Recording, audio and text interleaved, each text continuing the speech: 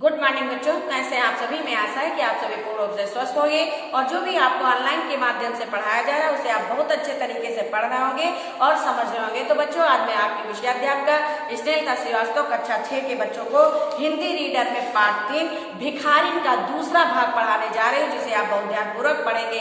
इसका पहला भाग आपने पढ़ा, हमें आशा है कि आपको अच्छी तरह से समझ में आया होगा। अब इसके आगे हम पेज नंबर 21 पढ़ाने जा रहे हैं, जिसे आप बहुत पूरा पढ़ेंगे।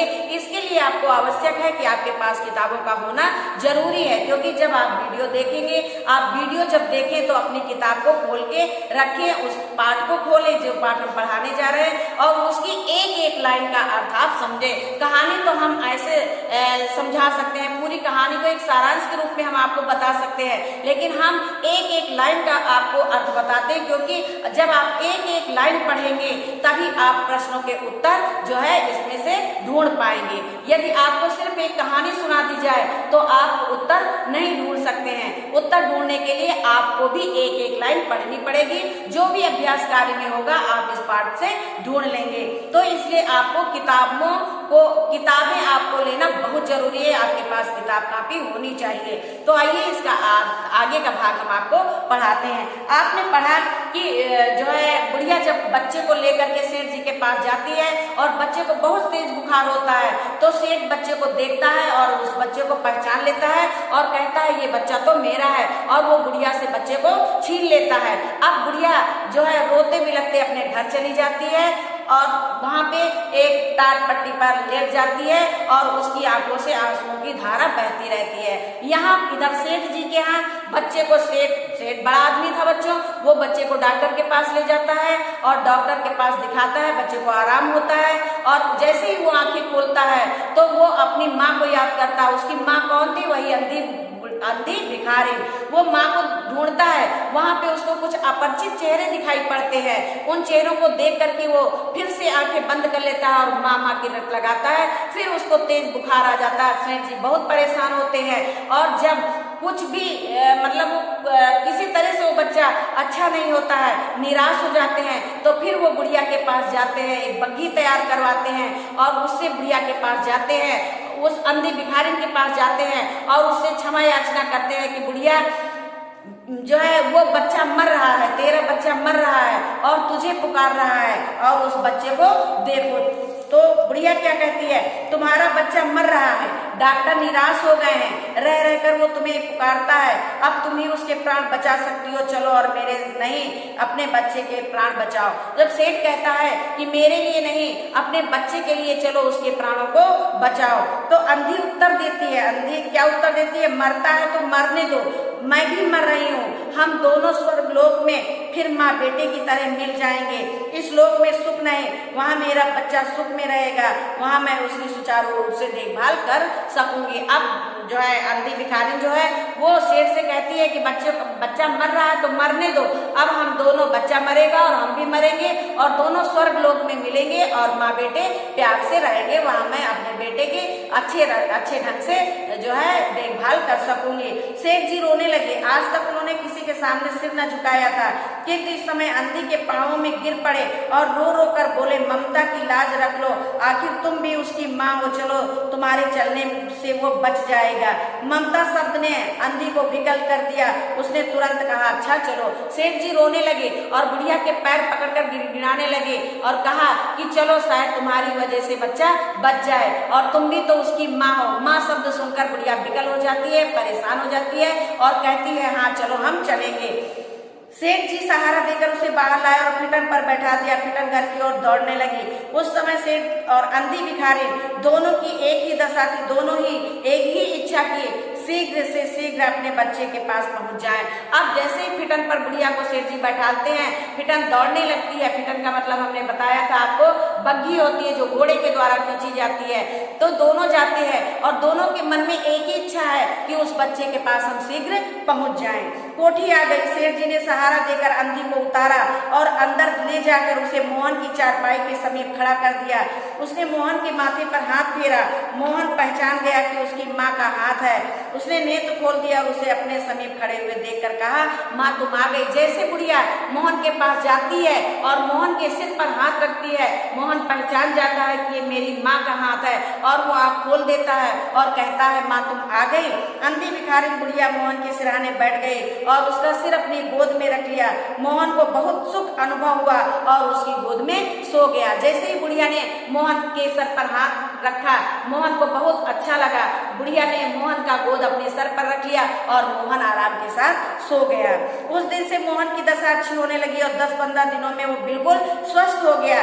जो काम हकीमों ने, जो शानदेह वैद्यों की पुड़िया और डॉक्टर के मिक्सचर ना कर सके, वो अंधी की स्नेहमयी सेवा ने कर दिया। जो दवा उसकी जो है डॉक्टर नहीं कर पाए, हकीम नहीं कर पाए, वैद्य नहीं कर पाए, वो बुढ़िया ने कर दिखाया। मोहन के पूरी तरह स्वस्थ हो जाने पर अंधी ने विदा मांगी। सेठ जी ने बहुत कहा कि उन्हीं के पास रह जाए, परंतु वो सहमत नहीं हुई। विवश होकर बच्चों अंधी बुढ़िया को सेठ जी कहते हैं कि हमारे पास रुक जाओ, लेकिन वो बुढ़िया वहां रुकने के लिए सहमत नहीं हुई। विवश होकर उसे विदा करना पड़ा। विवश होकर सेठ जी ने बुढ़िया को विदा कर दिया। जब वो चलने लगी तो सेठ जी ने रुपए की थैली उसके हाथ में दे दी। अंधी ने पूछा इसमें क्या है। जब वो चलने लगी तो वही रुपया जो सेठ ने बुढ़िया के मांगने पर उसे नहीं दिया था, वही थैली ला करके बुढ़िया के हाथ पर रखा। तो बुढ़िया ने पूछा कि ये क्या है। सेठ जी ने कहा इसमें तुम्हारी धरोहर है, तुम्हारे ये रुपए, मेरा वो अपराध। अंधी ने बात काट कर कहा ये रुपए तो मैंने मोहन के लिए इकट्ठे कर लिए थे, उसी को दे देना। अब जब सेठ जी रुपए की थैली बुढ़िया को देते हैं तो बुढ़िया कहती है कि इन रुपयों को तो मैंने मोहन के लिए इकट्ठा किया था, जब मोहन आपके पास है तो ये रुपए भी मोहन को दे देना। अंधी ने थैली वहीं छोड़ दी और लाठी टेकती हुई चल दी। बाहर निकलकर उसने फिर घर की ओर नेत्र उठाए। उसके नेत्रों में अश्रु बह रहे थे, किंतु वो भिखारी होते हुए भी सेठ से महान थी। इस समय सेठ याचक था और वो दाता थी। बच्चों भिखारी जो बुढ़िया थी, अंधी बुढ़िया थी, भिखारी, उसने वो थैली नहीं ली, वो बहुत ईमानदार थी और वो जब जाने लगी तो उसने मुड़ करके सेठ जी का मकान देखा और उसकी आंखों से आंसू बह रहे थे। आज वो बहुत महान थी। सेठ जो है अमीर होते हुए गरीब थे और वो अंधी बुढ़िया गरीब होते हुए भी धनी थी। आज सेठ जो था वो याचक था और अंधी बुढ़िया जो थी वो दाता थी। दाता माने देने वाला और याचक माने भिखारी। तो बच्चों आज आपने पढ़ा भिखारी पाठ का दूसरा भाग। अब हम आपको इसका अभ्यास कार्य करवाएंगे, अभ्यास कार्य बताएंगे। सहृदय माने दयालु, कर्ज माने ऋण, फायदा माने लाभ, घृणा माने नफरत, याचक माने याचना माने प्रार्थना, आशीर्वाद माने मंगल वचन, धरोहर माने जायदाद, यत्न माने प्रयास, हाड़ी माने मटका, निराश माने ना उम्मीद और क्रुद्ध माने गुस्से में, असुधारा माने आंसुओं की धारा। ये तो आपके शब्दार्थ हो गए।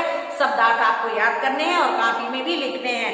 आइए हम वाणी से यानी मौखिक प्रश्नों के उत्तर आपको बताते हैं। इन प्रश्नों के उत्तरों को, मौखिक प्रश्न के उत्तरों को आपको ना किताब में लिखना है ना कॉपी में लिखना है, इसको आपको मौखिक ही याद रखना है। श्वेत वस्त्रधारी अंधी भिखारी के साथ कैसा व्यवहार करते थे? बहुत बुरा व्यवहार करते थे। अंधी भिखारी ने अपनी जमा पूंजी धरोहर के रूप में किसके पास रखी? काशी के सेठ बनारसी दास के पास। अंधी भिखारी ने अपने बेटे मोहन को स्वस्थ करने के लिए क्या प्रयास किया? दवा, झाड़ फूंक और टोना टटका किया। सेठ ने अंधी भिखारी से बच्चे को क्यों छीन लिया? क्योंकि वह बच्चा उन्हीं का था। अंधी को सेठ से घृणा क्यों हो गई? क्योंकि भिखारी का बच्चा जब बुखार से पीड़ित था तो सेठ ने अंधी भिखारी का पैसा उसे वापस नहीं किया था। अंधी ने अपनी धरोहर वापस लेने से मना क्यों कर दिया? क्योंकि उसने वह पैसे मोहन के लिए ही जमा किए थे। ये तो आपके मौखिक प्रश्नों के उत्तर हो गए। इन्हें आपको किताब में पढ़ के 2-4 बार पढ़ना है और पढ़ने के बाद इन उत्तरों को उसी में से छांटना है और याद करना है। अब लिखित प्रश्न जो है लेखनी से, इन प्रश्नों के उत्तर हम आपको PDF के माध्यम से भेजेंगे, उसे आप लिखेंगे और याद करेंगे। आइए हम आपको पर्यायवाची बताते हैं। स्त्री की पर्यायवाची महिला और वनिता होती है। बच्चा की बालक और शिशु, जमीन की धरती और धरा, आंख की नेत्र और नयन। अब नीचे दिया गया है विलोम शब्दों पर सही का चिन्ह लगाइए। सुबह का शाम होता है, दयालु का निर्दय होता है और घृणा का प्रेम होता है। ये तो विलोम है। अब दिए गए शब्दों के वाक्य बनाकर अर्थभेद स्पष्ट कीजिए। दिन और दीन, दिन माने क्या होता है? दिवस। एक दिन मोहन को बुखार आ गया, फिर दीन सेठ को अंधी दीन पर भी दया नहीं आई। ये वाक्य प्रयोग है। फिर है और सूर्य पूर्व दिशा की ओर निकलता है और अंधी भिखारिन और उसका बच्चा झोपड़ी में रहते थे। निम्नलिखित शब्दों के लिंग बदलिए।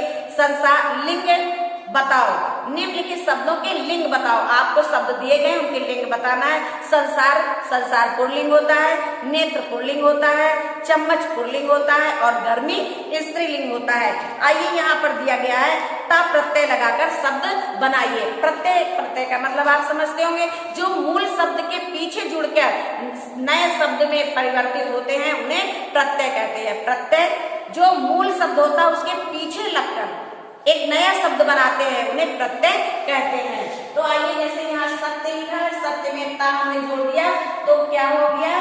सत्यता। सत्यता। देखिए, सत्य मूल शब्द है और ता प्रत्यय है। जब मूल शब्द के पीछे यानी बाद मूल शब्द के पीछे कोई भी शब्द लगाया जाता है तो उसे प्रत्यय कहते हैं। यहाँ पे मूल शब्द सत्य है और प्रत्यय ता है। जब सत्य में हमने ता जोड़ दिया तो हो गया सत्यता। सफल में हमने ता जोड़ दिया तो हो गया सफलता। सफलता। दयालु में हमने ता जोड़ दिया तो हो गया दयालुता। दयालुता। और सुंदर में हमने ता जोड़ दिया तो क्या हो गया? सुंदरता। सुंदरता। सब में हमने ता जोड़ दिया तो क्या हो गया? समता। और सरल में हमने ता जोड़ दिया तो क्या हो गया? सरलता। ये तो आपने पढ़ा ता प्रत्यय लगाकर शब्द बनाना, यानी कुछ मूल शब्द दिए गए थे उनमें ता प्रत्यय जोड़ करके नए शब्द बनाने थे जो हमने आपको बना करके बताए। तो हमें आशा है कि आपको ये पाठ बहुत अच्छे तरीके से समझ में आया होगा और इसका अभ्यास कार्य भी हमने आपको बताया वो भी आपको बहुत अच्छे तरीके से समझ में आया होगा। अब जो भी ना समझ में आए आपको वो आप ग्रुप में या हमारे मोबाइल नंबर पे पूछ सकते हैं और जो भी आपको समझ में ना आए वो समझ सकते हैं। तो बच्चों, आज ये पाठ आपका यहीं पे समाप्त होता है। धन्यवाद।